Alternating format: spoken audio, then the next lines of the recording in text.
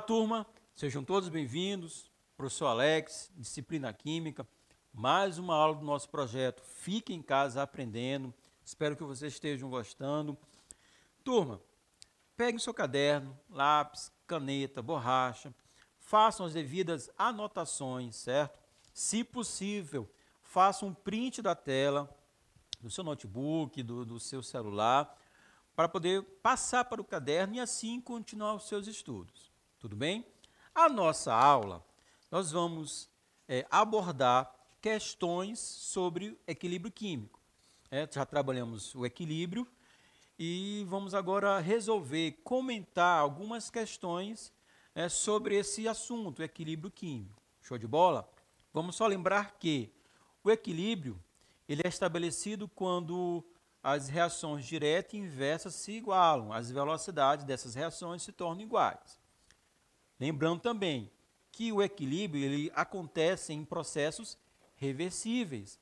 Então, por exemplo, reagente gera produto e os produtos regeneram os reagentes. Então, eu vou ter duas reações simultâneas. Chamamos também de um processo dinâmico.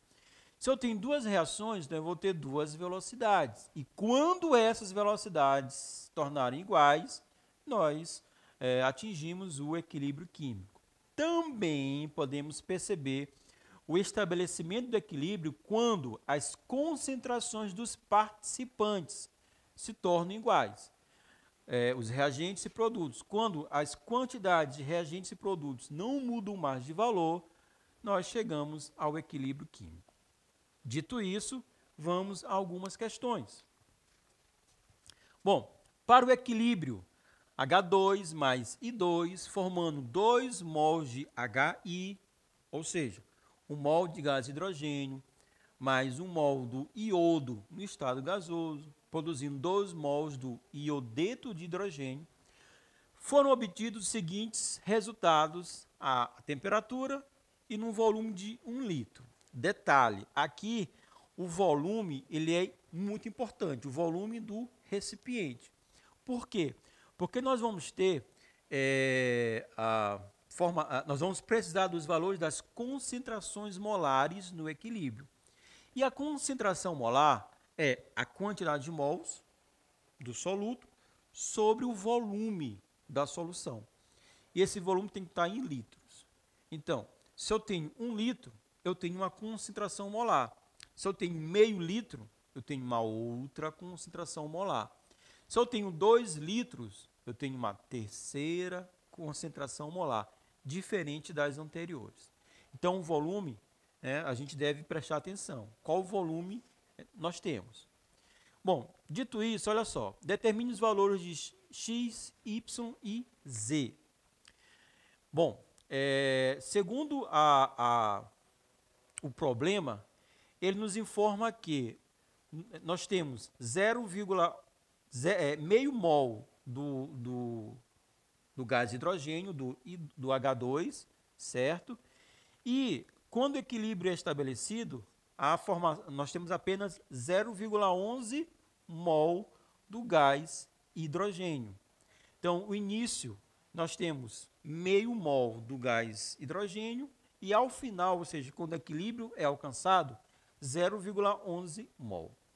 Bom, nós devemos montar uma tabela como essa que aparece para vocês na tela, onde ela vai nos informar o início da reação, vai nos informar a proporção, ou seja, quanto foi gasto ou foi formado, porque reagente, há um gasto na concentração, há uma diminuição, e para os produtos há um aumento, porque eles são gerados, formados. E com base nisso a gente vai chegar aos valores no equilíbrio, turma. Então, olha só, olhando a reação, nós temos o mesmo valor para o H2 e para o I2. Por quê? Porque o coeficiente estequiométrico é o mesmo. 1 para H2 e 1 para o I2. Então, 0,5 mol para o H2, 0,5 mol para o I2. Para o HI, o início é 0. Por quê? Porque no início eu não tenho ainda o produto formado. Então é 0. Bom, agora, a questão nos fala que no equilíbrio houve a formação, existe 0,11 mol do H2 no equilíbrio. Sabendo isso, eu vou entender que foi gasto 0,50 menos 0,11, ou seja, foi gasto 0,39. Então, o valor de x vale 0,39, porque no início 0,5, 0,50 menos 0,11. Como o valor do H2 é igual para o I2, então eu vou gastar também 0,39 para o I2. Bom, 0,50 menos 0,39, turma, 0,11. Então, o valor de Y, 0,11. E o valor de Z? Bom, o Z é o produto. Olha só, se foi gasto 0,39 para o H2 e para o I2, essas substâncias têm um coeficiente estequiométrico 1. O coeficiente do HI é 2, o dobro. Então, vai ser formado o dobro para o HI, o iodeto de hidrogênio. Qual o dobro de 0,39, turma? 0,39 vezes 2, bingo, 0,78. Então, o valor de Z vale 0,78. Então, os valores de X, 0,39, o valor de Y, 0,11 e o valor de Z, 0,78. Show de bola. Bom, agora nós vamos calcular o valor da constante de equilíbrio, o valor de Kc. Bom, sabendo, nós aqui já conhecemos os valores no equilíbrio. 0,11 para o H2, 0,11 para o I2 e 0,78 para o HI. Vamos escrever a constante de equilíbrio, Kc, produto sobre reagentes. Só temos um produto, que é o HI, ele vai ficar elevado ao quadrado, por quê? Porque o coeficiente estequiométrico vale 2. Sobre os reagentes, o gás de hidrogênio e o iodo na forma gasosa. Escrevendo a expressão da constante, agora nós vamos apenas substituir. Vamos pegar os valores no equilíbrio e substituir. O valor do HI, 0,78. O valor do H2 e do I2 são valores iguais, 0,11. Matemática agora pura e simples. 0,78 ao quadrado, turma, fiz o cálculo para vocês, 0,6084. 0,11 ao quadrado, 0,0121. Dividindo, fazendo essa operação matemática, dividindo, vamos chegar ao valor de 50,28. O valor da constante de equilíbrio para essa reação na temperatura de 445 graus Celsius. Show de bola. Mais uma. Um método proposto para coletar energia solar consiste na utilização dessa energia para aquecer a 800 graus Celsius trióxido de enxofre, o SO3, ocasionando a reação 2SO3, produzindo 2SO2 mais gás oxigênio. Os compostos SO2 e O2, assim produzidos, são introduzidos em um trocador de calor de volume correspondente a 1 litro, destaquei para vocês, 1 litro, e se recombinam produzindo o SO3 e liberando calor. Show de bola! Se 5 mols de SO3 sofrem 60% de dissociação nessa temperatura, marque o valor correto de Kc. Então, primeiro nós devemos determinar os valores das substâncias no equilíbrio. E nós vamos recorrer àquela tabelinha, que vai nos indicar o início, a proporção de substância gasta e formada e os valores do equilíbrio. Um detalhe, aqui nos fala que houve uma dissociação de 60%. Então, 60% de 5 vale quanto? Vale 3.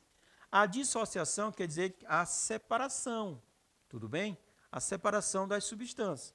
Então, inicialmente eu tenho 5 mols do SO3. 60% foi dissociado, ou seja, 60% dele gerou o SO2 e o O2. Então, isso quer dizer que foi gasto 3 mols. 5 menos 3, 2. Então, no equilíbrio, eu tenho 2 mols de SO3. Sabendo que foi gasto 3 mols do SO3, vai ser formado, gerado também 3 mols do SO2. Por que, turma? Porque os dois apresentam a mesma proporção, o mesmo coeficiente estequiométrico, no caso, 2. Então, coeficiente estequiométrico 2, isso quer dizer que vai formar 3 mols. Então, no equilíbrio, eu vou ter 3 mols por litro do SO2. E o valor para o O2? Observa que o coeficiente para o O2 é 1, ou seja, é a metade de 2. Então, eu vou ter a formação da metade de mols. Qual é a metade de 3, turma? 1,5. Então, eu vou ter, no equilíbrio, 1,5 mol por litro. Tudo bem? Então, agora eu já tenho os valores das concentrações no equilíbrio. Vamos determinar o valor de Kc. Para isso, inicialmente, devemos escrever a constante de equilíbrio. Então, produtos, nesse caso nós temos aqui dois produtos. Então, o produto dos produtos, o SO2 vezes O2, sobre o reagente, certo? Sobre o reagente. Bom, o valor do SO2, 3, o valor do O2, 1,5, o valor do SO3, 2. Vamos trabalhar o que agora? Potência, e depois vamos multiplicar para poder, então, dividir. 3 ao quadrado, 9. 9 vezes 1,5, 13,5. 2 ao quadrado, 4. Dividindo 13,5 por 4, 3,375 mol por litro. O valor da constante de equilíbrio para essa reação. Próxima questão. Estudou-se a cinética da reação enxofre mais oxigênio, produzindo o SO2, o dióxido de enxofre. Realizada a partir de enxofre e oxigênio em um sistema fechado. Assim, as curvas 1, 2 e 3 do gráfico representam as variações das concentrações dos componentes, com o tempo desde o momento da mistura até o sistema atingir o equilíbrio. As variações das concentrações de S, O2 e SO2 são representadas, respectivamente, pelas seguintes curvas. Estamos querendo saber quais são as curvas que vão estar relacionadas ao enxofre, ao oxigênio e ao dióxido de enxofre. Então, chegamos ao resultado, letra C. Observe que na letra C, nos indica que a linha 3 é uma linha, uma reta. Por que nós temos essa reta? E por que o 3 está relacionado com o enxofre? Porque é de forma respectiva. Enxofre mais oxigênio, depois o SO2. Porque o enxofre, se você observar a questão, o enxofre é sólido. E os sólidos, eles não têm variação de concentração. Tanto é que, se fôssemos escrever a expressão da constante de equilíbrio, a gente não iria colocar o enxofre. Por quê? Porque ele está sólido. Então, vai ser a reta. A reta é do enxofre. Por que a curva 1 é a curva do oxigênio? Por quê? Porque o oxigênio é o outro reagente. Nós temos dois reagentes, o enxofre e o oxigênio. Como o oxigênio ele é reagente, a sua curva vai ser decrescente, porque ele vai estar sendo consumido. Uma parte desse reagente, o oxigênio, será consumido. Então, vai ter uma curva decrescente. E a curva 2, por que a curva 2 é do SO2, do dióxido de enxofre? Porque ele é o produto. E os produtos eles são gerados em uma reação química. Então, a sua quantidade, com o passar do tempo, tende a crescer. Então, a curva para o produto é uma curva ascendente, crescente. Os valores vão aumentando com o passar do tempo. No entanto, observem que, a partir de um certo tempo, os valores do O2 e do SO2 não mudam mais. Isso quer dizer que, a partir desse momento, o equilíbrio foi atingido, foi estabelecido. Show de bola? Bom, O equilíbrio de dissociação do H2 gasoso, né, o iodeto de enxofre, é representado pela equação 2H2S produzindo 2H2 mais S2. Em um recipiente de 2 litros, atenção, 2 litros estão em equilíbrio 1 mol de H2S, né, o sulfeto de hidrogênio, 0,20 mol de H2 e 0,80 mol de S2. Qual o valor da constante de equilíbrio na reação estabelecida? Qual o valor da constante de equilíbrio? Qual o valor de Kc? Turma, primeira coisa que devemos fazer, escrever a constante de equilíbrio. Produtos sobre reagentes. Né? São dois produtos, produtos sobre reagentes. Então, vai ficar a concentração de H2 ao quadrado, vezes a concentração do S2, sobre, nós só temos um reagente, a concentração do H2S, certo? Bom, dito isso, vamos agora pegar os valores no equilíbrio. Olha só, qual o valor do H2? 0,20 mol. Só que nós temos 2 litros, então devemos dividir por 2, 0,20 dividido por 2, 0,10. Então, nós não devemos pegar o 0,20 e jogar na expressão da constante, e aí fazer o cálculo. Não. Por quê? Porque a questão nos fala que nós temos um recipiente de 2 litros. Então, a nossa concentração molar, eu vou pegar a quantidade de mols, 0,20, e vou dividir pelo volume, que nesse caso vale 2 litros. Então, 0,20 dividido por 2, 0,10. E assim nós vamos proceder nos casos seguintes. Olha só, qual o valor do S2? O S2, a questão nos fala que é 0,80, mas o volume é 2 litros. Então, devemos dividir o 0,80 por 2. Então, 0,80 dividido por 2, 0,40. Qual o valor do H2S, né? O reagente, o sulfeto de hidrogênio? Qual é o valor do H2S? 1 mol. Só que nós temos volume de 2 litros, turma. Então, eu devo dividir 1 por 2. E 1 dividido por 2, 0,5. Chegamos a essa situação. 0,10 ao quadrado vezes 0,40 dividido por 0,5 ao quadrado. Show?